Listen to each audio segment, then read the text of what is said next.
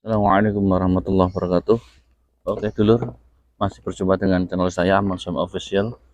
Ini kita pagi hari ini kita ngurus makam leluhur senusantara ke makam Waliullah Pangeran Sambung. Ini dulur, saya besarkan. Nah, Pangeran Sambung itu letaknya di Desa Sambung Sari, Weleri, Kabupaten Kendal. Ini tepatnya di atas bukit. Kita sambil jalan menuju ke makam beliau dulu. Jalannya setapak, hanya satu motor. Kalau peziarah pakai mobil, parkirnya di bawah bukit perkampungan gitu loh. Kita masuk ke makam beliau itu di atas sana, di bukit Pangeran Sambung dengan putranya beliau. Nah,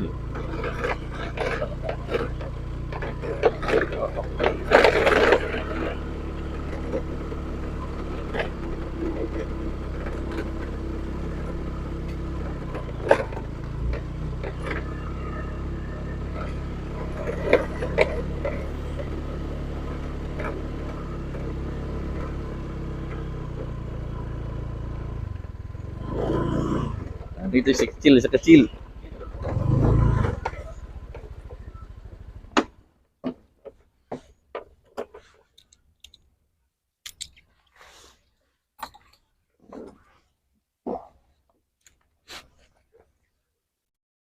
Oke dulur, kita langsung menuju ke makam beliau Pangeran Sambung.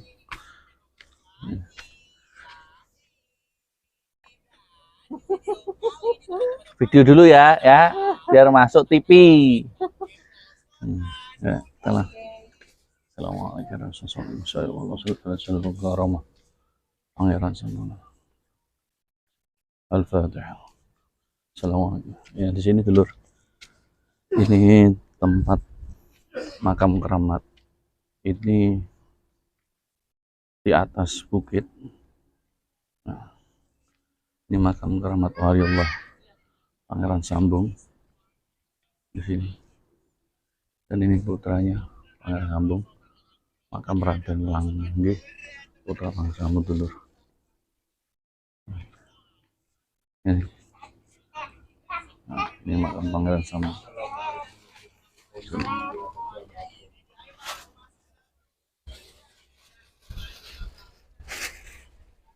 Assalamualaikum warahmatullahi wabarakatuh. Ini dulur, ini kita berada di makam keramatnya Pangeran Sambung dan putranya beliau Raden Langse.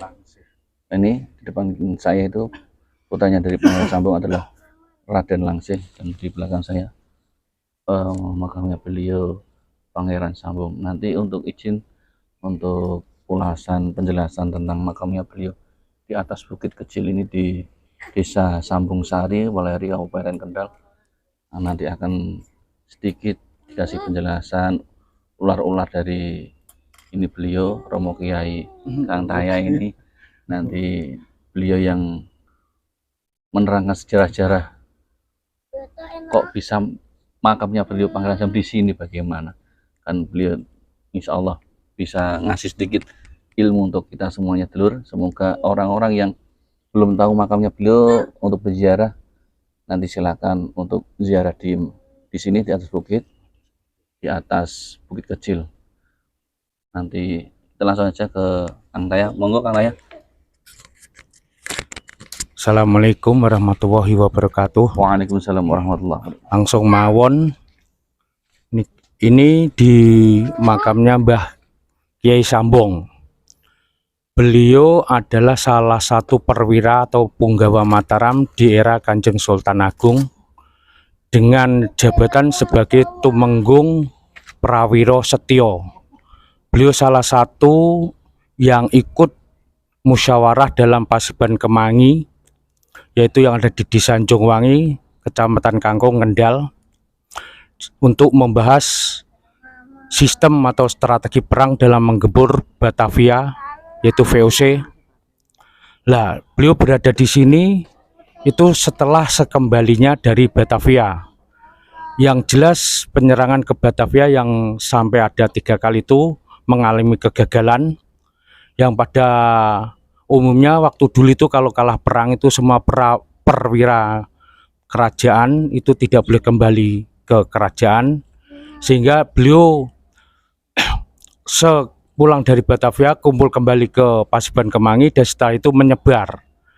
Yang pertama untuk menghindari kejaran VOC, yang kedua adalah mencari tempat tinggal sekaligus untuk tempat syiar agama. Nah, ketika beliau sampai di tempat sini, itu beliau ketemu dengan dua wanita yang dulu pernah bertemu di keraton, yaitu Mbah Pandansari dan Mbah Wungu. Jadi sebelum desa ini ditemukan oleh Mbah Sambong itu sudah ada beliau berdua, itu Mbah Pandansari dan Mbah Wungu. Nah, dalam pertemuan itu, nah istilahnya itu istilah Jawa itu nyambung lagi. Dari kata nyambung lagi terus dijadikan menjadi Desa Sambung Sari. Itu versi yang pertama. Versi yang kedua mungkin juga itu karena nama beliau yang Cina, yaitu Samhong. Dari kata Cina Samhong menjadi Sambong lah gitu. Makanya beliau dinamakan Kiai Sambong. Aslinya itu ya Tumenggung Prawiro Setio. Lah di sini beliau intinya itu jadi pilihan terakhir untuk menetap di sini, dan saya ini sedikit memberi pelurusan sedikit mengenai sejarah beliau, mengenai adu ayam jago dan lain sebagainya untuk memperebutkan seorang wanita. Itu saya pribadi ya memang yang menyebarkan bukan saya, tapi saya ini ingin meluruskan sedikit, itu bukan sejarah beliau. Karena apa? Mbah Pandansari itu murid beliau, tidak mungkin untuk diperebutkan dengan Mbah Bronto. Sedang Mbah Bronto atau Kinolo atau Resi Agastya Kumbayani itu eranya 415 Masehi. Sedang Mbah Sambong itu eranya 1629 Masehi. Jadi sangat jauh sekali. Yang kedua, ada cerita mengenai Mbah Sambong adu ayam dengan Mbah Bronto yang akhirnya diwakilkan oleh Raden Bagus Banteng, itu sangat tidak masuk akal. Pertama, eranya jauh. Yang kedua, cerita itu setelah perang di Batavia. Sedangkan Raden Bagus Banteng, putranya Tumenggung Boerso, itu dinyatakan gugur di samudra bersama kapalnya. Jadi tidak mungkin ada cerita itu. Nah, ini saya meluruskan. Jadi yang jelas itu sejarahnya memang Mbah Sambong bertemu dengan Mbah Pandansari dan Mbah Nyai Wungu, dan ditambah lagi sebenarnya ada yaitu Mbah Turinsyah yang menjadi danyangnya Desa Sendang Sikucing atau Pantai Sikucing, dan Mbah Pandansari sebagai danyangnya Weleri, dan Mbah Wungu ini masih rahasia, belum terbongkar. Hanya kemarin itu ketika ada pembuatan jalan tol, itu makam beliau dibongkar beberapa kali bego, itu tidak bisa berhasil, sehingga suatu hari ada supir atau operator dari Surabaya berhasil membongkar, tapi hanya berhasil membongkar saja, tidak bisa masuk ke dalam liangan untuk mengambil jasadnya. Itu jasad utuh bersama kain kafannya masih utuh dan bersih dan berbau wangi. Jadi dia bisa ada yang masuk. Terus disayembarakan 2M, tapi tidak ada. Akhirnya itu Gus yang ada di sebagai pesantren di Al-Masjid itu datang menolong, tapi beliau tidak mau meminta bayaran atau upah apapun. Itu beliau berhasil masuk. Setelah masuk, 2 jasad itu ditepuk. Nah, yang terjadi adalah warna biru, warna ungu naik ke atas, terus dipegang, bahkan terus dibawa ke pesantrennya, dikubur di situ. Lah, gelungnya itu tanahnya yang bulat-bulat itu terus dibawa oleh 7 orang Desa Sambung Sari, terus dimakamkan di pesantren Al-Masjid Tegal Sari Sambung Sari. Tapi suatu malam Gusnya itu dapat timpen kalau Mbah Wungu minta ditaruh atau dikumpulkan di desa. Lah, tahunnya itu dimakamkan di pemakaman umum desa. Lah, terus dipindah ke desa. Tapi suatu malam banyak orang yang menyaksikan sinar biru itu kembali ke tol lagi, yang tepatnya itu di tempat pembayaran karcis.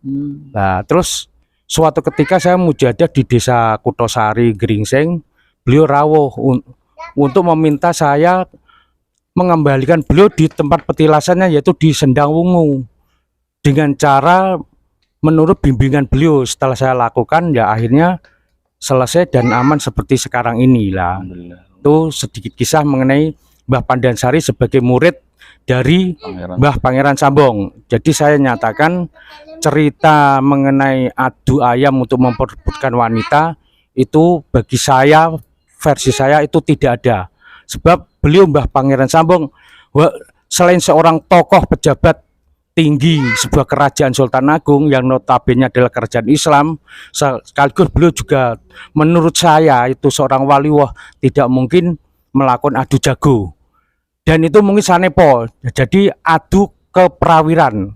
Nah, istilah hakikatnya itu menguji tentang seberapa ilmu hakikatnya mengenai ketuhanan. Jadi bukan adu jago secara fisik lah. Ini lokasinya di atas sebuah bukit, di bawah sana itu ada pesantren yaitu Pesantren Al-Masud.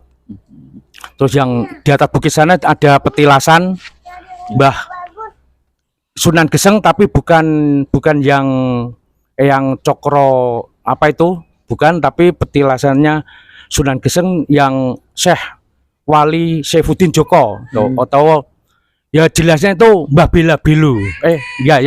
Bukan Mbah Bela Bilu. Bukan, ini keponakannya Mbah Bela Bilu. Tapi itu loh Mbah Wali Joko Saifuddin. Itu cucunya Brawijaya. Oh, Allah. Ya, cucu Brawijaya ya. Ya, beliau mendapatkan julukan Sunan Panggung juga Sunan Geseng karena apa? Dulu di Demak itu pernah melakukan ontran-ontran Jumatan membawa anjing, terus dia mendapatkan hukuman untuk dibakar, tapi dia minta buku lah. Akhirnya di dalam pembakaran itu dia malah menulis suluk Malang Gumirang lah itu. Ya seperti itu ulasan saya, semoga bermanfaat. Amin, amin. Apabila ada kesalahan ya minta maaf yang sebesar-besarnya. Wassalamualaikum warahmatullahi wabarakatuh. Waalaikumsalam warahmatullahi wabarakatuh. Ya, itu dulu sedikit dari ulasan sejarah tentang beliau di sini, Pangeran Sambung, dan juga ada putranya Raden Langsih dan murid-muridnya beliau sohibul wilayah di sekitar wilayah Kendal. Mungkin semoga bisa bermanfaat untuk kita semuanya, dulur. Semoga kita banyak ziarah di makam para alim ulama walillah, selalu mendapatkan keberkahan, barokah serta karomahnya beliau untuk kita semuanya. Amin amin ya rabbal alamin. Assalamualaikum warahmatullahi wabarakatuh.